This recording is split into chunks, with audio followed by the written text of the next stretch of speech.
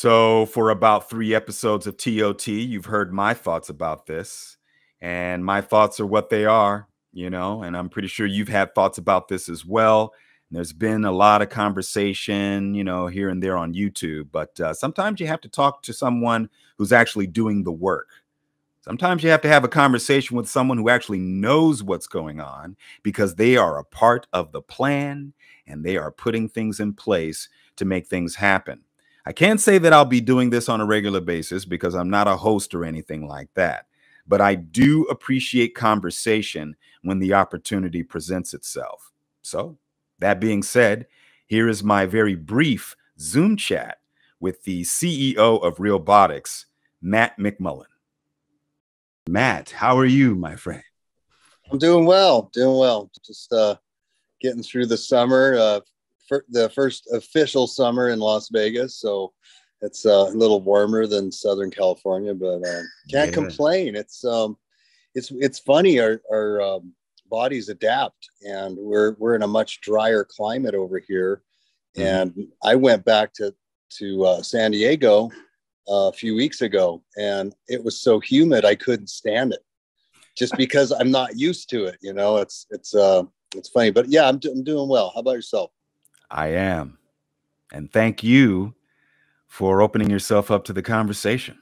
So just kind of wanted to get going here. It's interesting with this whole tech thing. I kind of have a push-pull with it. I'm like split right down the middle because there's one side of me that's all about technological advancements. We're in the 21st century. It's inevitable. We're here, and I'm one who believes it's not the devices that are the issue. It's maybe the abuse or overuse. You kind of have to have balance.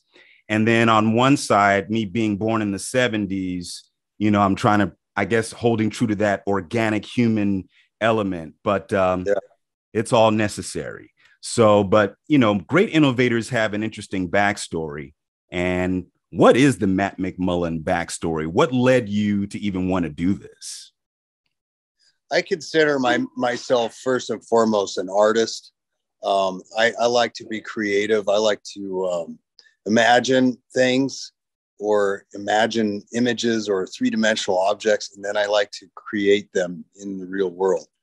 And, I started this whole adventure back in the late 90s, and I was creating this very realistic, posable figure.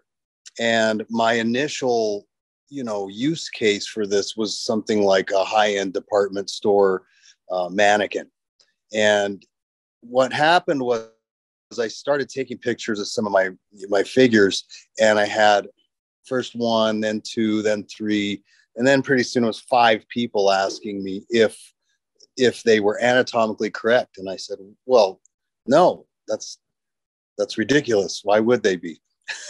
And so quickly realized that I had the beginnings of a business, and I just went with it. I quit my day job and decided to make these very realistic figures, which I did, and had a small company that very quickly did that for about 20 years, and kind of felt like I had reached the limits of what I could do with those tools and what I could do with those canvases that I was working on. And I got really curious about AI, and I got really curious about robotics and animatronics. And these are all things that I kind of kept my finger on the pulse of over the years. And some people don't realize, when you really look at the mechanical aspects of a robot, it's nothing new. I mean, this is something that's been with us for decades. If you go back over the years and look at all of the figures at Disney, those are all robots, and people don't think of them as robots. They're like, oh, those are just animatronic figures, but that is essentially a robot. And indeed now, these types of figures can be imbued with artificial intelligence, different levels of AI, different types of biometric sensors and things that can really allow the robots to engage with us in a dynamic way versus a recorded way. So that's believe it or not, the short version of how I got where I am. Basically just decided I wanted to make my figures into robots, and I wanted them to have some kind of AI or various types of AI. And, just very quickly jumped in and started learning it, made some connections with people who ended up becoming parts of the machine. And here we are. Wow. So that was right 23 years ago, you'd say? I started in 97. And so, we're coming up on 25 years almost since I started. We started doing the R&D into the robots and the AI around 2016. And for 3 years, we primarily were tinkering. We were trying things. We were self-funded and very small team working for basically very little money, trying to get the ideas off the ground. That ended up becoming its own company, which we call RealBotix.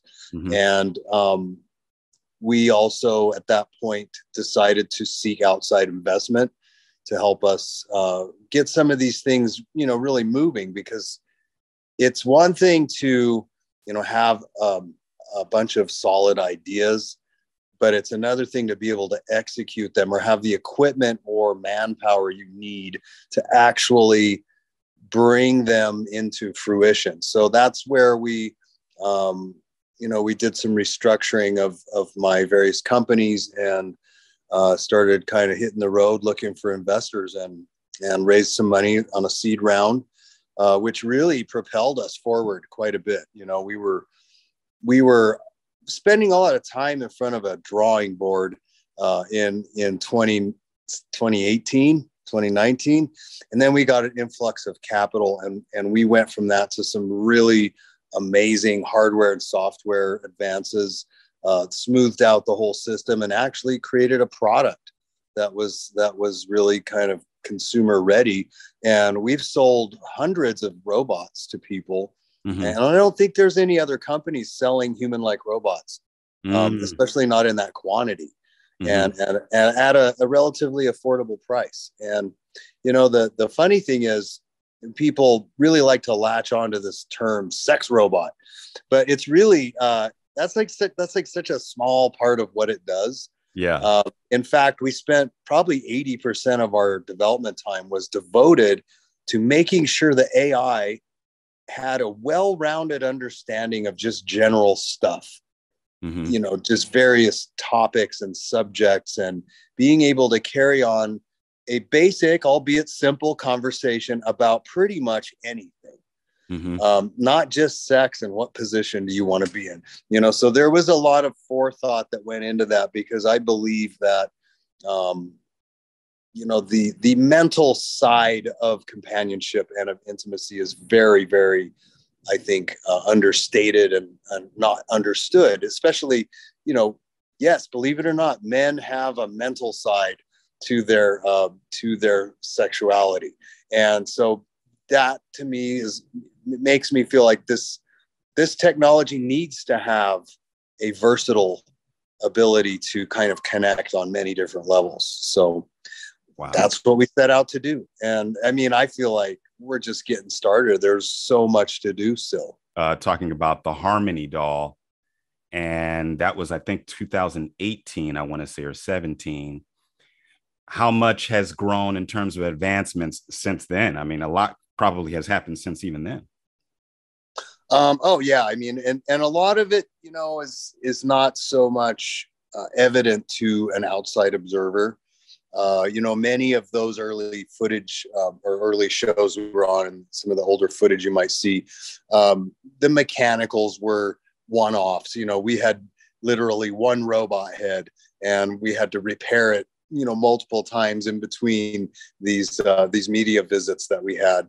And we went from that to having, I've got dozens of these things just laying around, and they all work. And so, refining the designs, refining the software side of things and getting it to where everything kind of plays nice together. That was where a lot of effort went. Just refining the core idea to build what I consider to be a pretty solid foundation for moving forward and looking at other things like, what parts of the body could move, what types of sensors can we integrate with the system to give the feedback to the AI and make the experience more believable. If this robot is able to detect touch and it can see you and it can hear you and it can interpret all of those things and kind of engage you in multiple ways, I think that's what's exciting.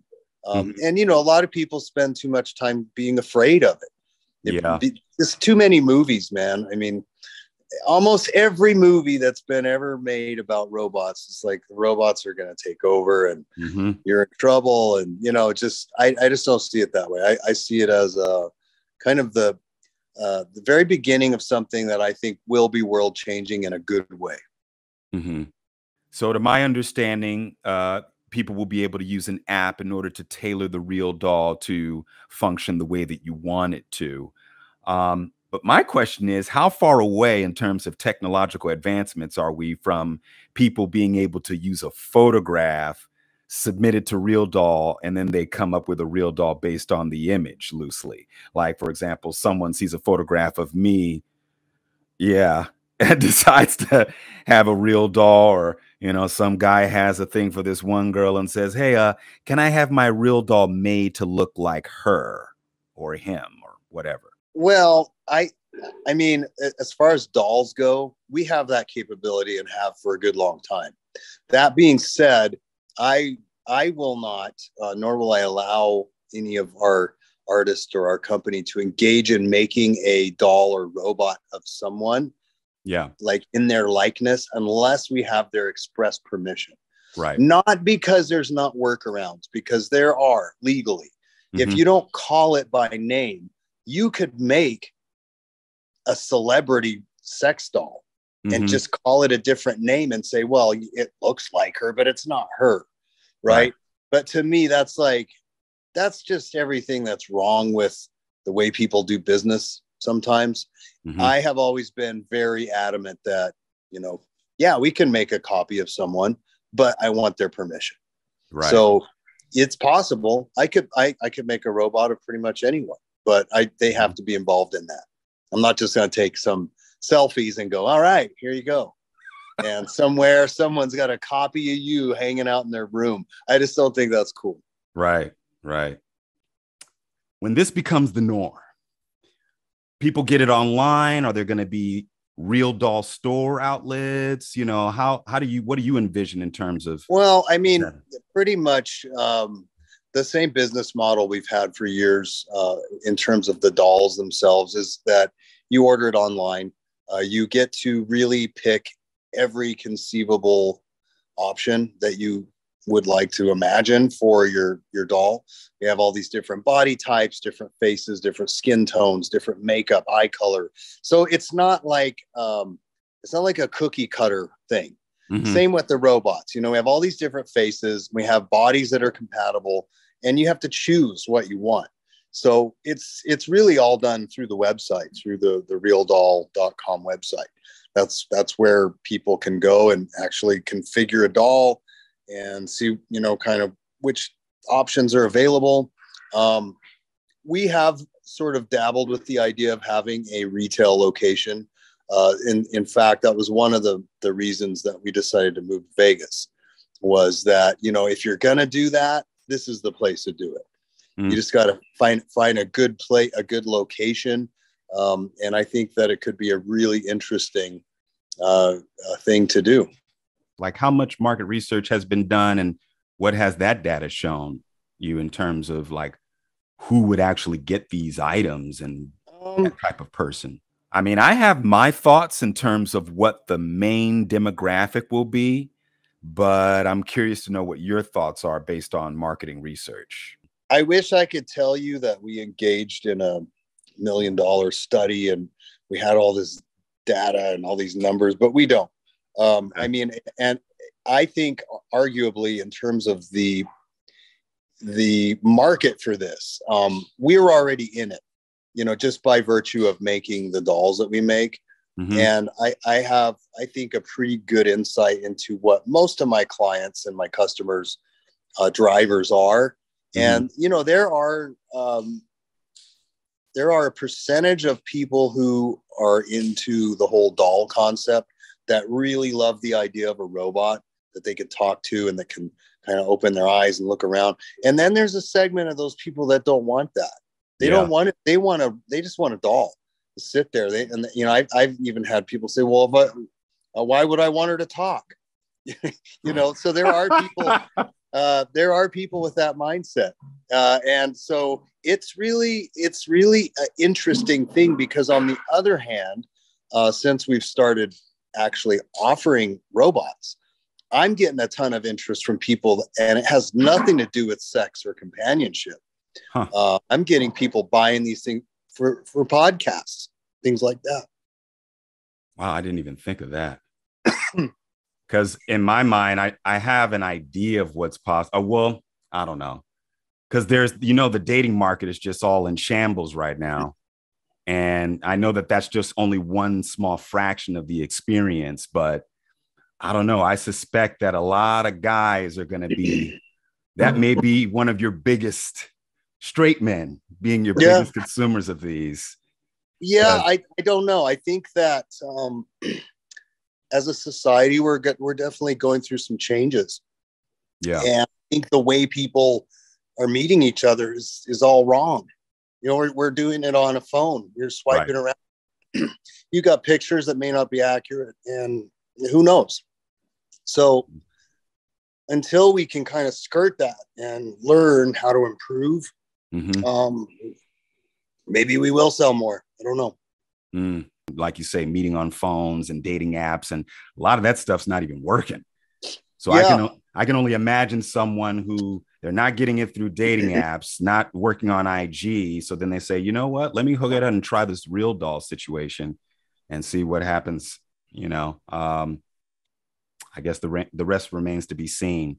What has been in your mind? Because I predict 2028 when this sort of starts becoming the talk that's accelerated talk. I don't know. Is there a year of completion with this in terms of it becoming the major buzz, or still testing? Well, I don't know. I think right now there's an awful lot of hype.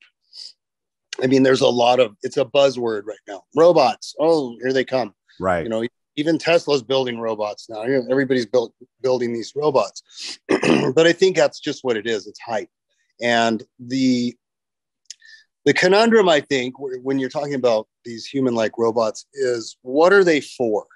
So if you're going to build a robot that could do anything a human can do, what is it for? And I think the first thing people are going to obviously see is that they can work. They can do jobs. They could do any job that a human can do, right? Including adult entertainment, including sex acts and things like that. Mm-hmm. So it becomes probably, if you can actually get to this point of creating a robotic copy that can do almost everything a human can do, probably the single greatest thing that's ever been built by mankind.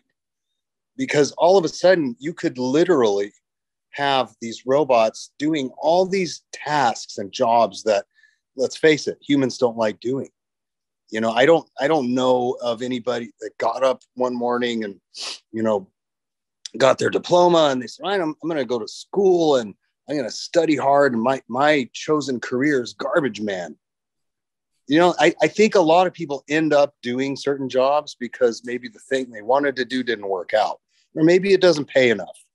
Or maybe it's a type of job like a musician or an artist where it's a crapshoot. You may make it, you may not. If robots started doing all these other jobs and regular human beings got sort of a check every month from the government, basically taxes in reverse. Here's some money. This covers your basic needs. You do whatever else you want on top of that. You still have the ability to start businesses or engage in art or music or any of these other things that you may want to, and not have to do it out of necessity to pay your rent and to buy your food. So that's how I see sort of the future of robots. When do I see that coming? I think it's at least 2030. Before, and I think it's both the hardware and the software have a long way to go. Building a robotic head is sort of, I think, the state of the art when it comes to robots. But the bodies and getting bodies to move and be able to have sensors and all of that working smoothly together in a safe fashion, we're not there yet. Like referring again to the animatronics at Disneyland, they're like 20 feet away from you, and they're behind a barrier. And if the arm flies off, it's not going to hurt anybody, right? They have all the safety is in place, and mainly that safety is you stay away from this. Don't get too close. But as you're talking about robots in public that are literally going to be 2 feet away from you in your personal space, you have to have super robust systems to protect the human and the robot, from hurting itself or someone else. So I think there are multiple aspects of this that need to be sort of refined. And they're not going to probably all be refined by one company or one person. Mm-hmm. I think it's going to be a bunch of different people, because more people are doing it now and more things are going to get figured out. More of these sort of upgraded ways of thinking about things and tackling things will become available to the rest of us who are building robots. Mm-hmm. Right now, we're pretty limited when it comes to, okay, I want to build this, and what motors can I have? And there's like literally half a dozen companies that make good motors, and most of them aren't even that good. They're loud, they make noise, they're square. It's hard to fit them into a biological shape. So these are all things that I think in the next 10 years are going to be solved. And as they are solved, the entire art of building robots and designing the AI that runs them will grow at the same time. Wow. So I'm about 2 years off. I said 2028, you say 2030. Definitely the 2030s and 40s, no doubt. And then you're talking about the safety with people. I guess that's one of the big concerns that people have, going back to your statement about the fear that we have. Do people actually think positive about the future is what I usually ask myself. I think people are just negative in general.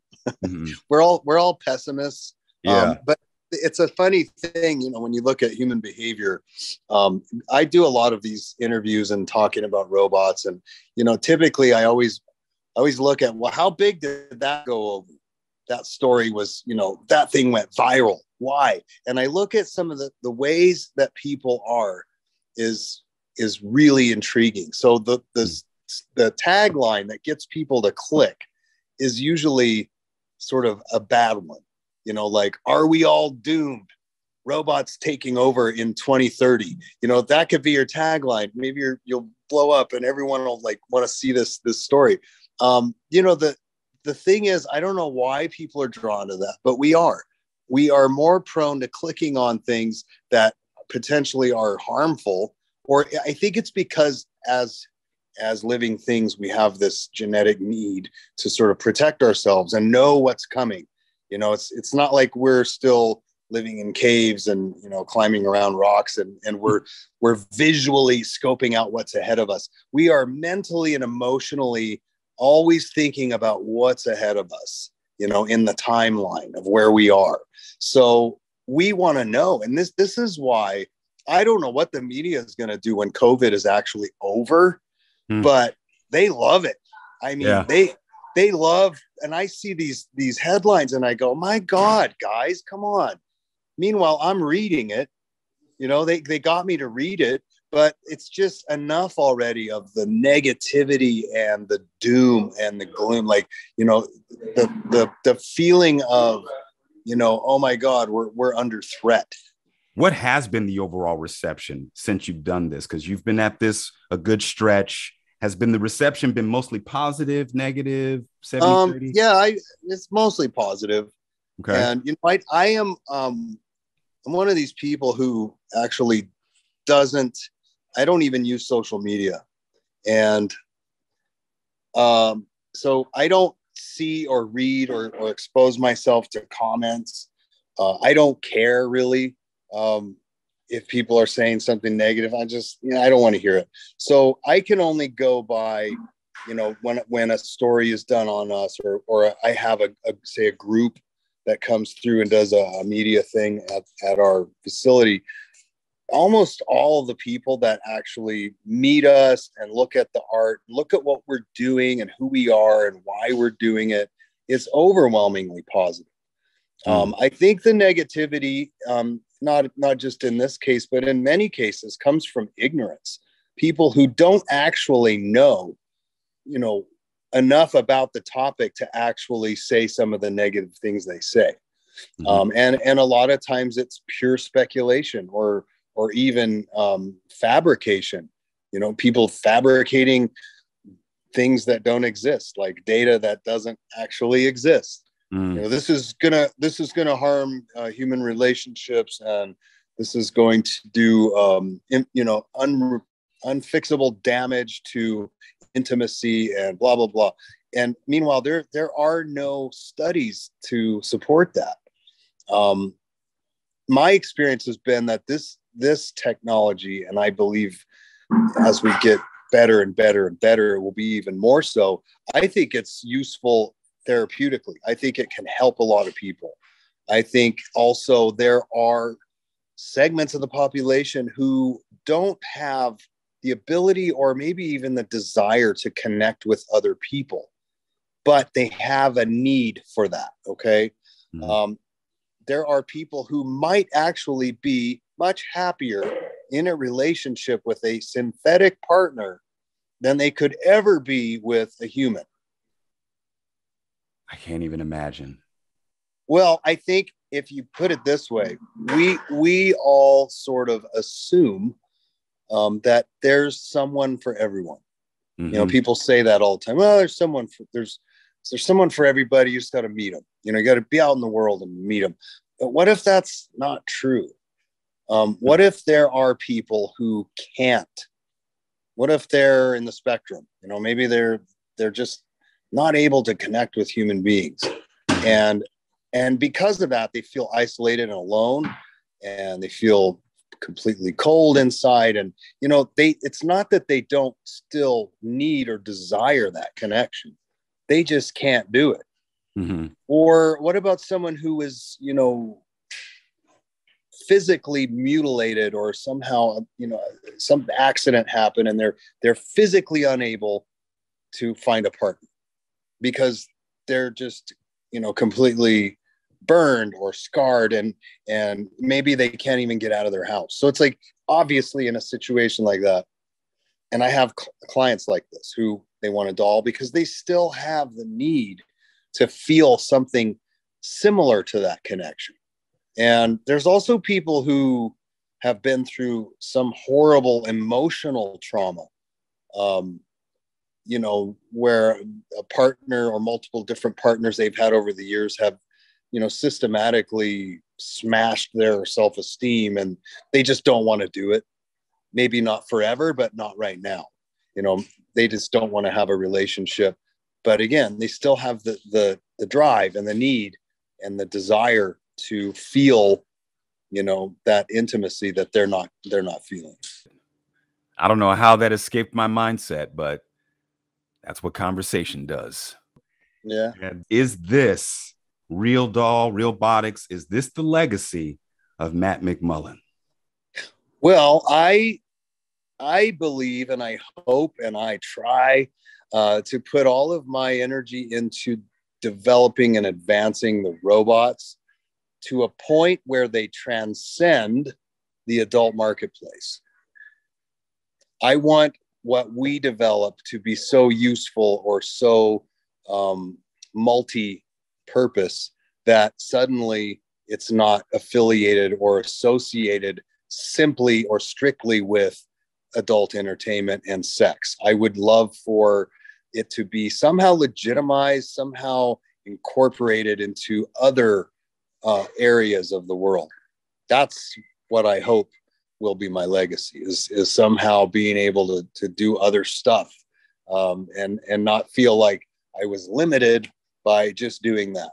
So I'm 100% proud of where we're at, 100% proud of where I brought my company, you know, and the fact that we've been doing this for so long. I mean, I'm very blessed, but I'm not done yet. Nice. Wow. Well, this is compelling because, you know, I've had my thoughts and I wanted to talk to the source, man. I wanted to get some insight and kind of really sit and think about things. I've made some videos on this on my YouTube channel, not tearing it down, but also it's that push-pull thing again. But yeah. I thank you, Matt, for opening yourself up to this conversation. And hopefully this won't be the last. Absolutely. Yeah, it's been fun. So before this conversation, as you saw in the previous episodes of this, my mind went straight to Sexbots, Sexbots, Sexbot. That's where my mind was. I was thinking of the dating market and what this will do, you know, just all theory, speculation, whatever. After the conversation, I'm now thinking of the impact that this may have on the job market, the impact that it will have on the elderly, you know, someone that actually needs assistance that will seek the real doll, you know, and some of the things that he mentioned are pretty profound in terms of what could potentially happen going forward. And that's what happens when you actually have conversation or even ask questions of someone who's actually doing the work. That's why it's so important, folks. Whether you agree or disagree, it's just important to have a broader perspective, which I definitely do have. And I'm very grateful that I was able to have this conversation with Matt. And hopefully this gave you a little bit more insight. And I'm going to put some more information in the description box. Do your homework, do some research, check out the links, check out the other videos. Whether you agree or disagree with this, sex bots or not, they're coming.